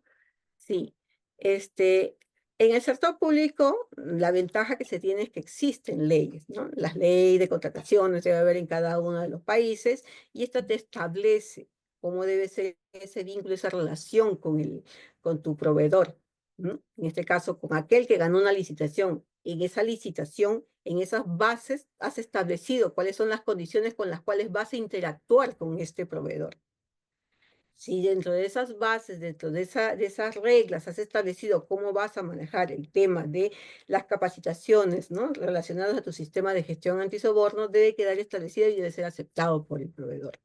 La profundidad del análisis, la profundidad de la información que debatan, que analicen, que trabajen en los talleres va a depender mucho de la casuística que hayan manejado, que maneje la organización, ¿no? Y en todo caso el proveedor, si ya aceptó las bases, si ya aceptó el contrato, si ya aceptó los términos de su contratación, deberá alinearse, ¿no? Deberá alinearse. Esa es la facilidad que se tiene en el marco, en el sector público. En el sector privado es no es tan parametrizado, ¿no? Ya existen otras variables, otros factores que puedan influir en que el proveedor pueda decir, mira, yo no estoy obligado a seguir ese tipo de reglas. Ujú. Bien. Una segunda consulta es, en El Salvador, si bien se van a certificar en esta norma, teniendo en consideración que ahora ya están identificando los nuevos elementos de la 37001 en su versión 2025, ¿qué elementos de esta nueva versión serían útiles o estratégico incorporar desde ya en su sistema de gestión antisoborno? ¿Qué elementos? ¿Podrías explicarme esa parte porque no la comprendo bien? Sí, indican que ellos están implementando la 37001 y qué elementos de la nueva versión sería importante o estratégico ya ir incorporándolos. Ah, ya. Ok. Ahora, en principio, lo que tienes que trabajar para poder tener o sea, a ver, lo que les decía al principio, ¿no? Por dos motivos implementas el sistema de gestión. Primero, por convicción, el 20% de las entidades, y el 80% por cumplimiento. En El Salvador es por cumplimiento. Ahí no hay opción de la comisión. Es por cumplimiento. Sí o sí lo tienen que implementar. ¿Qué es lo primero que tendría que hacer para poder superar estos retos? Empezar a trabajar con las personas. Empezar a trabajar con las personas para saber, por un lado, primero, quiénes son los que te apoyan y que realmente están convencidos de que va a ayudarles para poder mejorar su gestión, para mejorar ese índice de corrupción, para poder salir de ese círculo vicioso de trabajar de manera subterránea, quedando impune todos esos actos indebidos. Las personas son las que te van a ayudar. Ahora, cambiarle el chip a la persona para que pueda trabajar, digamos, de manera correcta, para que se alinee a los valores de la organización. Los valores no solamente están en el papel escrito, en la página web colgada, en un compromiso cuando ingreso a la empresa y lo estoy trabajando. O sea, eso sí existe seguramente, y eso está plasmado en blanco y negro en algún lugar, pero eso no entra en la cabeza y con eso ya te cambia tu forma de actuar. No, eso es mucho más difícil. Además, dependiendo de la rotación de las personas que ya están en un puesto, en un cargo, en una entidad pública, también se hace más difícil, se hace más complejo. ¿Por qué? Porque las personas, el día de hoy tú los capacitaste, les diste su constancia de haber capacitado en el sistema de gestión antisoborno de tu entidad y luego se va. Y toda la capacitación la perdiste. Hay chanfle, Ujú. dices, ¿y ahora qué hago? ¿Mm? Entonces hay que ver cómo es que hacemos que las personas, que ese esfuerzo no quede en el aire, no quede en blanco y negro, sino realmente transforme a las personas, cambie a las personas y haga tomar conciencia a las personas de que se está fomentando un cambio. Por estadística, el 80% de aquellos con los que tú vas a trabajar van a estar en contra, van a ser los lentos. El 20% son los que van a impulsar ese cambio. Ubica, identifica ese 20%. Y de ese 20%, seguramente que el 20% de ese 20% son los que van a trabajar efectivamente. Y el 80% de ese 20% van a ser reactivos. Entonces, tienes un universo de 100%, pero tienes un grupo muy reducido de gente con las cuales vas a trabajar de manera proactiva, que son los que sí están convencidos, los que te decía al principio, por convicción, es que asumen ese reto de implementar el sistema de gestión. Los otros lo hacen por cumplimiento. O sea, ahí es donde tienes que trabajar. Identificar a las personas que van a ser realmente pilares para el impulso. Y lo más probable es que estas personas sí se queden. Las otras, como son por cumplimiento, su pensamiento es cumplir, van a rotar, van a buscar una mejor propuesta y se van a ir. Pero estos que son por convicción y están viendo resultados son los que se van a quedar y se van a permanecer en el tiempo. Una siguiente pregunta, ¿qué tan importante sería que las empresas privadas que tienen clientes del sector público implementen este estándar?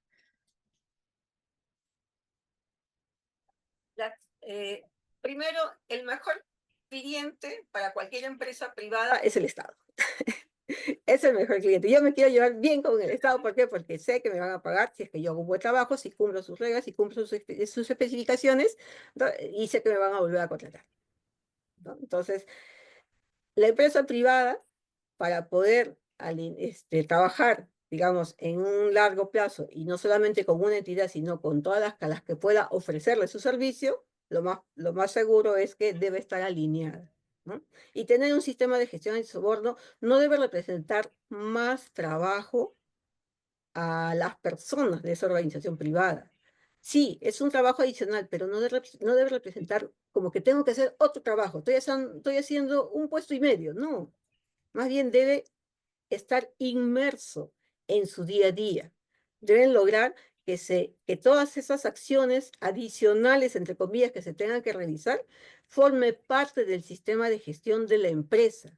No es que se considere que el sistema de gestión antisoborno ahora por cumplimiento tengo que hacer algo adicional. Tengo que llenar los registros, tengo que hacer otro taller, no, tiene que estar metido en la vena, en el esqueleto del funcionamiento de la organización para que cuando haya una nueva persona o para que desaparezca esa percepción de que estoy haciendo algo adicional. No, no es algo adicional realmente, forma parte de esas buenas prácticas, de esos estándares que son reconocidos como aquello que funciona y que va a hacer que la organización logre su mejor desempeño. Una última pregunta, ¿qué hacer con la corrupción transnacional como el caso de Odebrecht que fue a nivel de directorios? Ay, Dios, ahí sí está bien difícil tu pregunta. ¿Qué hacer con ellos? Está bien difícil. ¿Qué podríamos hacer con ellos? Vamos a Como les dije al organizar principio, ¿no? las personas son las que establecen, con ellos son las que identifican los riesgos y con ellos se establecen los controles. Si esas personas ya están, de alguna manera, por decirlo, infectadas, lo que te están dando como controles y riesgos no es la realidad, pues. No es la realidad, son controles riesgos inventados o encubiertos para que parezca que estás cumpliendo, pero al final no está quedando impune toda la corrupción. Sí, no es fácil, está difícil tu pregunta. Listo. Entonces, Jairo, ¿estás por ahí? Quiero que no se quede en el aire. Hay dos preguntitas. Gracias, Mercedes. Sí, Y de claro, pronto vamos claro, complementar. Carmen. Claro que estamos por aquí. Mira, Sí. hay dos preguntas que con eso vamos a cerrar, pero Quiero ver si participamos ahí, si participan ustedes dos, se las voy a leer. Una es referente a la formación de socios de negocio, ¿cuál sería una manera para elegir a sus socios de negocio más críticos y cómo justificar esa elección? Bueno, mira, desde mi punto de vista, lo que yo veo es tema de transparencia. Es decir, es que las reglas de juego deben estar diseñadas de tal manera que no importa quién voy a contratar, es que hay que diseñar las reglas de juego. Y esas reglas de juego tienen que estar asociadas directamente con el apetito de riesgo. Entonces, cuando una organización va a tomar decisiones y está utilizando la metodología de gestión del riesgo, en la contratación vamos a asumir riesgos. Entonces, la pregunta del millón es, ¿qué está haciendo la organización en materia de riesgo y cómo han definido, digamos, las escalas de valoración del riesgo y hasta dónde están dispuestos a, por un lado, el tema del apetito del riesgo para poder empezar a definir cuáles son los proveedores, el tipo de proveedores, el tipo de materias primas o el tipo de servicios que son críticos dentro. No, no estoy pensando ni siquiera en los proveedores, estoy pensando es en los productos y servicios que tengo que contratar y cuáles son realmente críticos para esto. En eso es lo que estoy pensando. Ahora, si yo defino digamos, un perfil de riesgo, yo defino el apetito al riesgo y además de eso actúo con transparencia en el momento de la contratación, pues yo pienso que tengo las dos reglas muy claras y el tema de la transparencia sí debería estar visible absolutamente para todo el mundo. Las reglas de la selección ya están definidas y no estoy pensando en uno en particular, estoy diciendo este servicio para nosotros es crítico y para poder nosotros contratar este tipo de servicios, estas son las reglas de juego y son visibles absolutamente para todo el mundo. Y cuando yo actúo para lograr esto, actúo dentro del marco de transparencia que yo mismo me he trazado dentro y haciendo respaldo con el tema de gestión de riesgos. Yo me iría por allí para evitar suspicacias y evitar de pronto malos entendidos y esto. No, todo debería estar visible. Ujú. Perfecto. Y Mercedes, si me ayudas con esta última pregunta, ¿se estila alinear en un solo documento macro políticas integrales e integradas como anticorrupción, antisoborno e integridad? ¿Tu micro? Sí, se estila, sí se estila. O sea, en mi experiencia he visto muchas organizaciones, sin embargo, habría que cuestionarnos qué tan recomendable va a ser su aplicación, ¿no? Qué tanto realmente va a tener impacto o efecto, mejor dicho, que sea de esa manera, ¿no?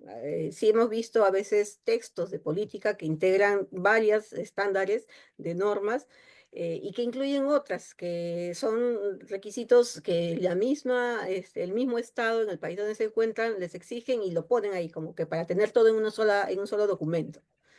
Bueno, es válido, a lo mejor yo lo recomendaría a título personal en organizaciones pequeñas, ¿no? Que no tengan toda esa complejidad de funcionamiento, de multiservicios y demás, ¿no? Pero para ese tipo de organizaciones que son más grandes, ponte un ministerio, ¿no? Yo lo manejaría aparte. ¿Por qué? Porque tiene esa particularidad. Si está confundida con varios, se pierde, ¿no? En cambio, si está distinguida, ¿no? Y además forma parte prioritaria de la gestión, entonces va a merecer una atención especial, ¿no? Desde mi punto de vista, yo lo separaría, ¿no? Y otros sistemas, otros estándares que sí se pueden juntar, ¿no? Ponte la 9001 con la 14000, con la 45, que de alguna manera tienen vínculos más, más o intersecciones, ¿no? La antisoborno, por su particularidad y por el contexto en el que estamos viviendo, creería que debía mantenerse aparte para darle ese tratamiento especial, para darle ese interés y esa focalización puntual que nos interesa que se gestione. Han visto, recuerdan el mapa del índice de percepción de la corrupción, estamos en rojo, el mundo está sangrando en corrupción, ¿no? Tenemos que ponerle un alto en algún momento. No va a suceder de aquí a mañana, ni cuando yo implemente mi sistema de gestión y saque mi certificado, no va a suceder, ¿no? Eso va a tener que pasar unos 50 años, yo ya no lo veré, ¿no? Ninguno de los presentes a lo mejor lo verá, pero esperamos que lleguemos a un punto en que ese rojo se convierta al menos en naranja. Marcia, Perfecto. yo le sumaría, Carmen, sumándole un poco a esa, me parece interesante la pregunta, yo me fijaría mucho en el público. O sea, sumando a lo que habla Mercedes, porque es complementario, pero yo también me fijaría mucho en el público, porque es que tendría yo que mirar, primero que todo, el tema de la cultura organizacional, cómo está, o sea, en qué estado se encuentra de madurez, por ejemplo, y lo segundo, los niveles educacionales, porque a veces estamos trabajando con personas que no tienen un perfil alto educacional y hay que hablar de una manera muy simple y muy sencilla. Entonces, a veces escribimos unas políticas que son muy robustas, muy interesantes, muy chéveres, pero la gente no las comprende. Y entonces, si yo no comprendo algo, cuál es la directriz, pues tampoco lo voy a aplicar, porque es que no he entendido qué es lo que me quieren decir. Entonces, yo me fijaría mucho también es en el público objeto, o sea, cuáles son las ventajas de integrarlo, porque puede tener ventajas, sí siento que pueden existir ventajas, pero cuál también va a ser el impacto de si lo integro o no lo integro, o sea, teniendo en cuenta mi público, porque las políticas se hacen es para mi público, no otro. No son para el manual, no son para la intranet, son para mi público. Y como van a cambiar un comportamiento particular, pues entonces la gente tiene que entenderlo. Entonces yo buscaría la forma que sea más fácil para que todo mi público finalmente la comprenda y determine su forma de actuar dentro de la organización. Me fijaría mucho en esos temas. Perfecto, Jairo. Bueno, les agradecemos muchísimo todo el tiempo. Mercedes, Jairo, ha sido de verdad un honor para nosotros tenerlos como expositores. Sabemos que además de expertos en sistemas ISO son docentes, ¿no? Así que hemos aprovechado también esos dotes de docencia. Para todos los participantes, también agradecerles por su tiempo. Y sé que hay también algunas consultas referidas a la urgencia de la aplicación de los cambios, ¿no?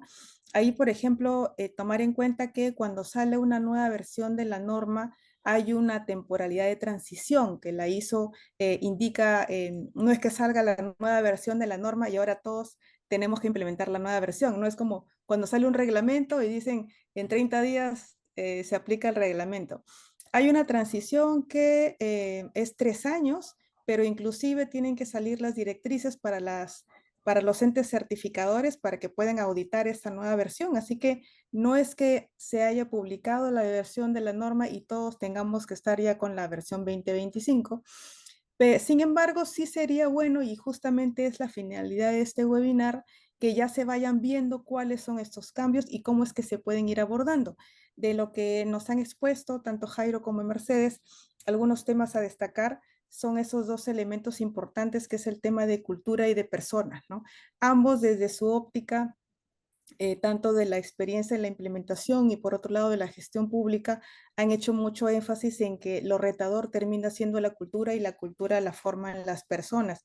Y algo que también rescato, que se menciona por los expositores, es que no es que la corrupción venga de un sector específico, no es que yo sea íntegro y cuando paso al sector público me convierto en corrupto. En realidad es un tema de conductas.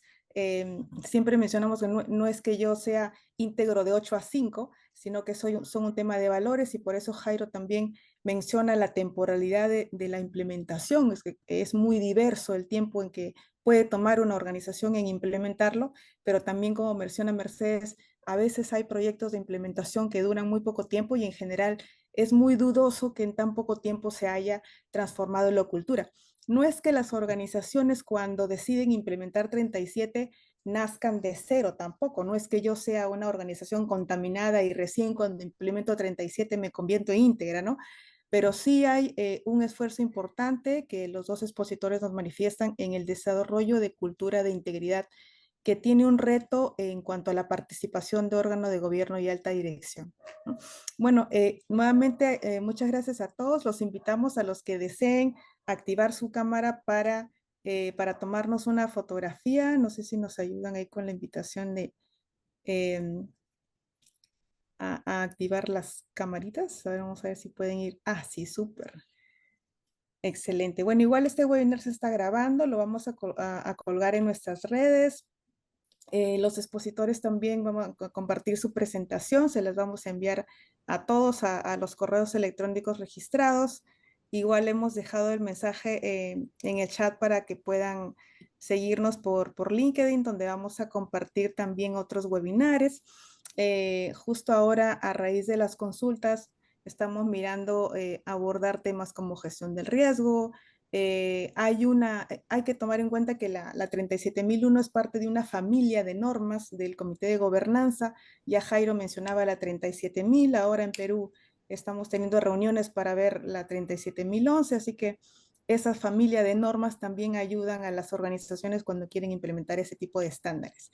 Bien, entonces vamos a tomar una fotografía por aquí, a ver si me permiten, voy a tomar, espérenme. Ahí está. Perfecto. Bueno, muchas gracias. Sí, ya les estamos enviando muchos materiales. Buenas noches con todos. Gracias, que esté muy bien. Gracias, Chao. Carmen. Gracias a todos. Gracias, Carmen. Hasta luego a todos. Gracias.